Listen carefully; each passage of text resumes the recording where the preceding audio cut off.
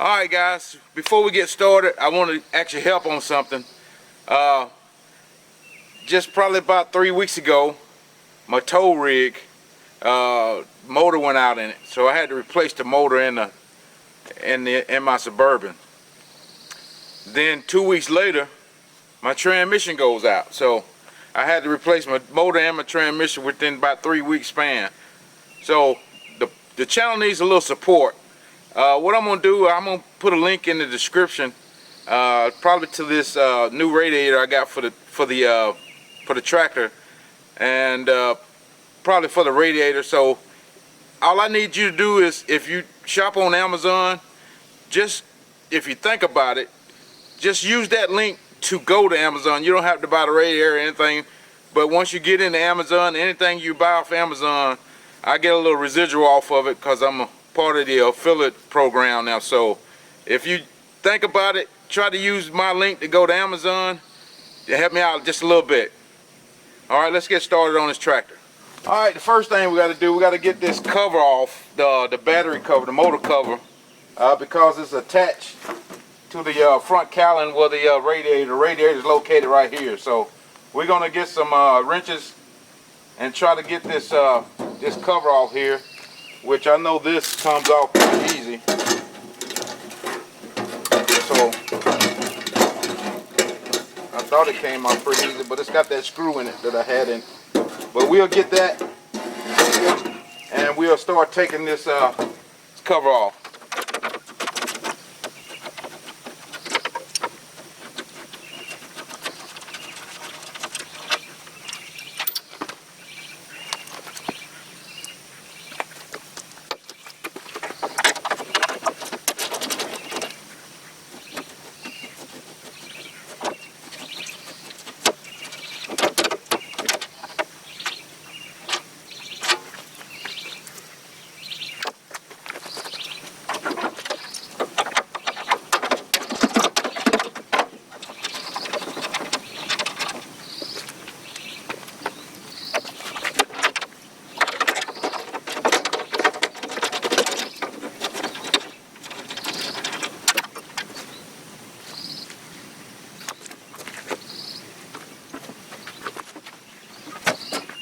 So we're going to just take off these two hoses, the top radiator hose, the bottom radiator hose on the other side, and we're probably going to have to move this breather hose right here that goes into the air breather, and hopefully this thing will slide out. But it's got two bolts on the bottom.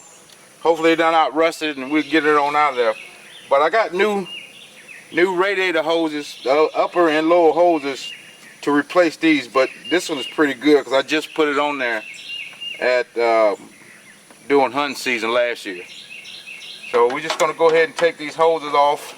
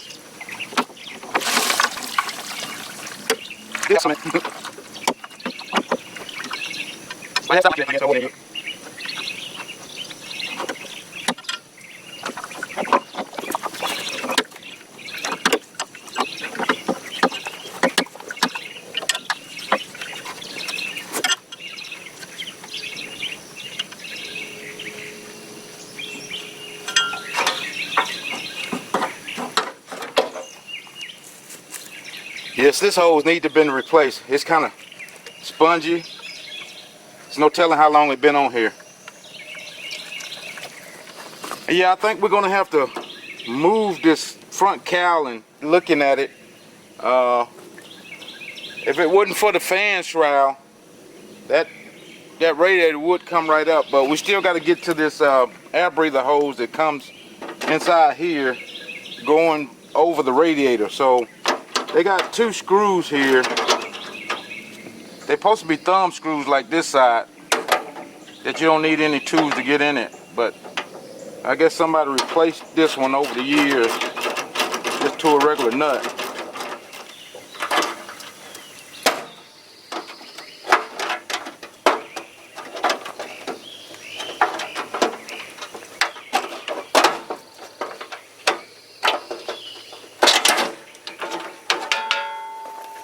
And that'll come on off.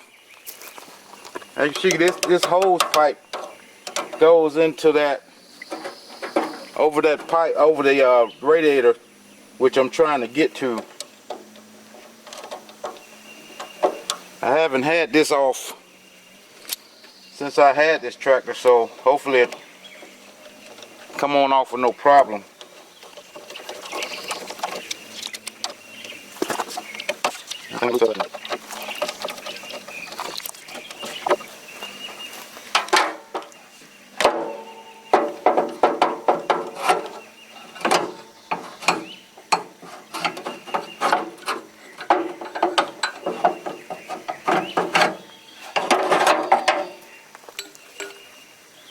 Okay, we got that off.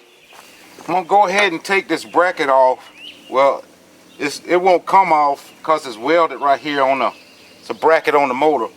But I'm gonna loosen it from the cowling here. Hopefully, with a little finagling, this cowling would move back and forth just a little bit. I need to get this fan shroud off of this radiator. That way I could probably lift it up. It's 2 little, well, 3 flathead screws on this cowling holding it to the radiator.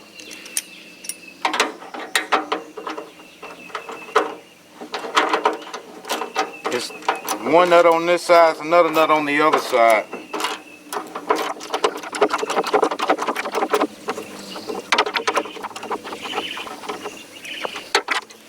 Like anything else, the old tractors have mismatch screws, and this is the thing.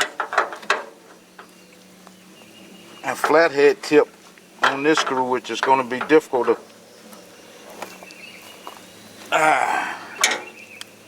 Need to see if I got a bigger flathead screwdriver. This is not bigger, it's longer. Maybe to give me a little bit more torque on holding it.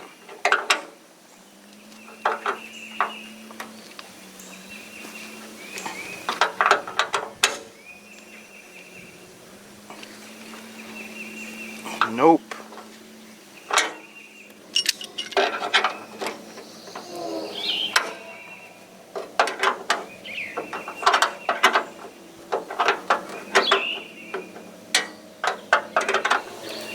All right, we did get it off.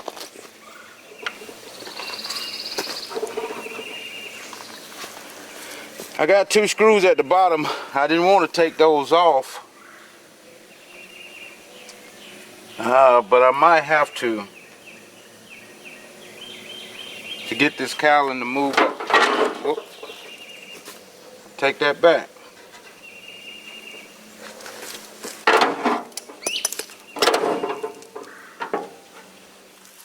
Alright, as you can see, that cowling did move forward without taking the 2 bolts out the bottom. Hopefully, when I get those 2 bolts out the bottom that's holding the radiator in, it'll lift straight up and I can remove the fan shroud after I get it out. So I found there's a 5/8 bolt on the bottom. And I sprayed some PV Blaster on it to get it start moving when because it's awful dry down there, so it's coming off pretty good. So it should be just these 2 bolts, one on this side, one on the other side, holding this radiator in. Man, I wish I'd have brought my ratchet wrenches.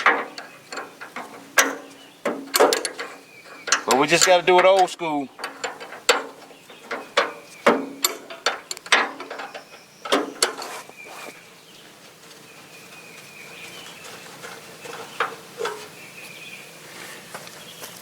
All right, let's move to the other side.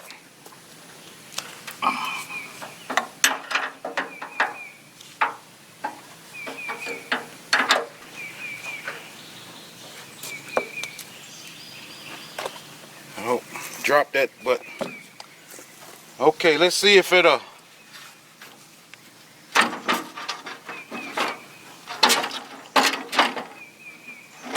Yeah, it's not gonna come up off around this this fan. So I'm gonna just try to get to the little flathead screws here on the side and remove those. Okay, I was able to get the screws out of the fan shroud here, so hopefully this comes out.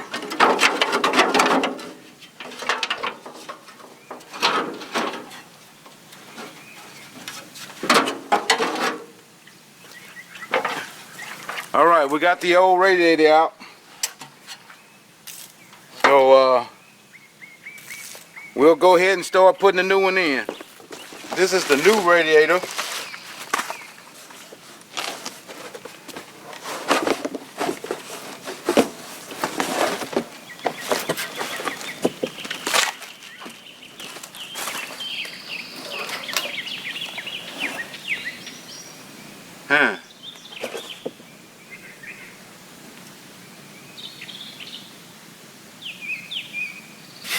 Hopefully those nuts that go on the bottom to hold it down in the bottom, hopefully they come out, because this one doesn't have any on the bottom. Got like little slots where you slide bolts into it. So let's look at the other one.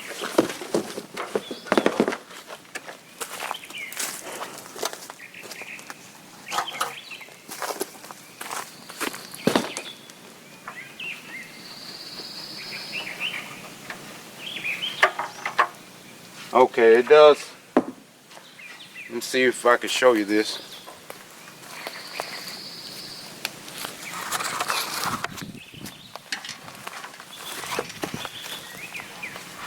As you can see here on the bottom, these bolts just slide in and out. So that was that would have been a disaster if that wasn't the case. So we can transfer these to the new radiator. I'm gonna take this overflow hose off too and reuse that.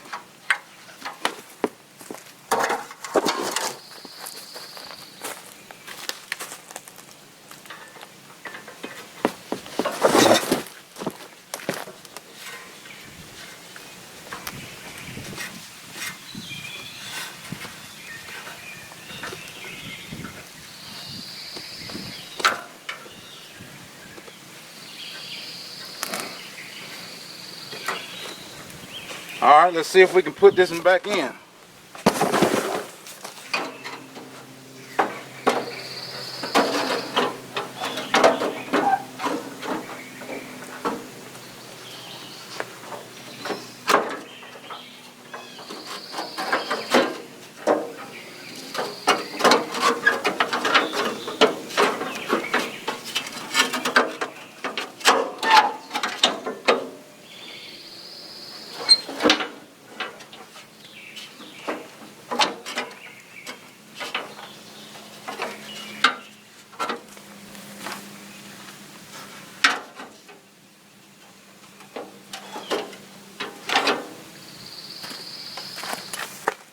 Alright, that looks like it fits. I'm going to go ahead and put the screws inside of this fan shroud. And we can go ahead and try to bolt it down. And like I said, put everything back on it. So let me do that and we'll come back. Alright guys, we got the radiator in. All the hoses connected. We got the fan shroud back on. And it's not touching anywhere, so we should be good on startup. So what we're gonna do now is gonna fill it up with coolant. I want to show you what how I do my coolant. So hopefully this is not new to anybody. When I get my coolant, I always get the concentrated kind. That way I can get 2 gallons out of this 1 gallon jug. All you need is just a spare container that doesn't have anything in it. And the only difference between this and the 50-50, the 50-50 has half water and half antifreeze, but this is just straight antifreeze. So I don't know why people get the 50-50 when you can, I mean, they're the same price, when you can just pour half of this concentrated into half of the gallon of in this container, then add water to both to make it 50-50. That way, I don't understand why people get 50-50, but you know, some people just want to get it and pour and just go about it, I guess. So what I'm going to do is just eyeball, without trying to spill it, about half of this gallon into this other container. It doesn't have to be exact, not down here in the in Georgia, because it rarely ever gets cold enough to freeze anything. So in my guesstimation, that's about 50-50 right there. So all I want to do is get my water and fill this half up with water, and just go to this other jug and fill it up with water. So now you got 50-50, and but you got 2 gallons out of 1. So I just want to show you that, guys. Some people might not have known, but you should know now. I always get the concentrated kind. Okay, I normally just pour my coolant in just enough so I can see it. Then I start the tractor up, and we'll add more and more until we think it's full.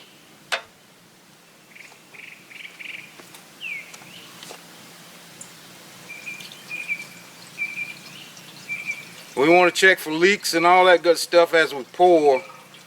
Well, after we get the first gallon in anyway. So try to be careful not to spill the coolant everywhere, because you might think it's a leak.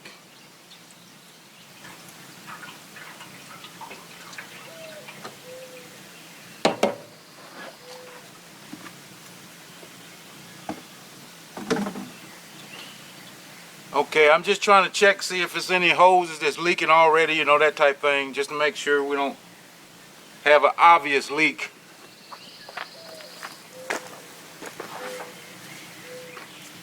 Okay, for the second gallon, I'm going to go ahead and start her up, and we'll pour the rest in then.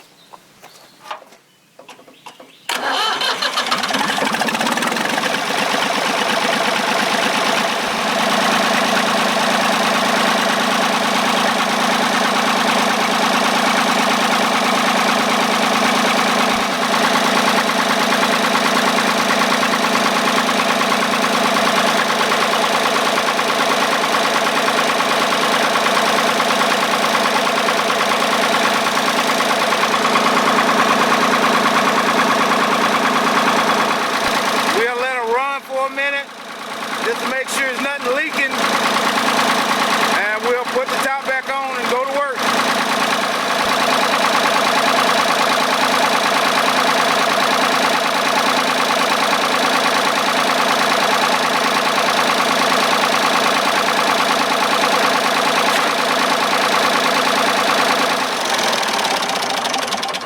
Alright guys, I think we through. I don't see any leaks or anything like that. I let it run for about 3, 4, 5 minutes, and we're looking pretty good. So I think we're good enough to go to work. Like I said, I'm gonna do some bush hogging today and some planting next week. So before I got everything off, I'm just gonna check everything and grease the bearings and all that kind of stuff while I got it right here. And other than that, guys, I appreciate you watching the video. And like I say, in the description is a link to Amazon. Make sure you go there to help the channel out just a little bit. So other than that, guys, to the next video, I appreciate you watching.